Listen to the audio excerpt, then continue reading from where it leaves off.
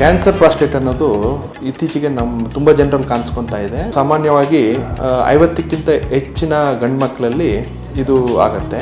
ಅದೇನೆಂದರೆ, ಒಂದು ಯೂರಿನ್ ಹೋಗ್ಲಿಕ್ಕೆ ಕಷ್ಟ ಇರ್ಬೋದು, ಯೂರಿನಲ್ಲಿ ರಕ್ತ ಬರ್ಬೋದು, ಇಲ್ಲ ಯೂರಿನ್ ಮಾಡುವಾಗ ಅದನ್ನು ಕಂಟ್ರೋಲ್ ಮಾಡದೆ ಕಷ್ಟಪಡ್ತಾ ಇರ್ತಾರೆ. ಇಂಥವ್ರು ನಮ್ಮ ಹತ್ರ ಬಂದಾಗ ನಾವು ಅರ್ಲಿ ಸ್ಟೇಜಸಲ್ಲಿ ಕಂಡುಹಿಡಿದ್ರೆ ಈಸಿಯಾಗಿ ಟ್ರೀಟ್ ಮಾಡ್ಬೋದು.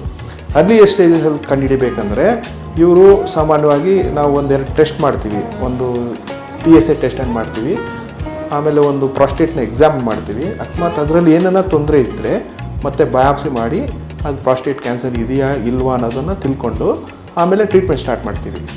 ಆದಷ್ಟು 50ಕ್ಕಿಂತ ಹೆಚ್ಚಿರೋ ಗಂಡಸರಲ್ಲಿ ಈ PSA ಟೆಸ್ಟ್ ಅನ್ನೋದನ್ನು ಮಾಡಬೇಕು. ಯಾರಾದರೂ MHC ಟೆಸ್ಟ್ಗೆ ಹೋದರೆ ಇವರೆಲ್ಲ ಇನ್ಸಿಸ್ಟ್ ಮಾಡಬೇಕು PSA ಟೆಸ್ಟ್ ಮಾಡಲಿ. ಸೊ ಮಾಡಿದ್ರೆ ನಮಗೆ ಅರ್ಲಿ ಸ್ಟೇಜಸಲ್ಲಿ ಪೇಷಂಟ್ ಕಂಡು ಹಿಡಿದು ಟ್ರೀಟ್ ಮಾಡೋಕ್ಕೆ ಈಸಿ ಆಗುತ್ತೆ. ಬೆಂಗಳೂರಿನ ಹೃದಯ ಭಾಗದಲ್ಲಿರುವ ವಿಕ್ರಮ್ ಆಸ್ಪತ್ರೆಗೆ ದಾರಿ.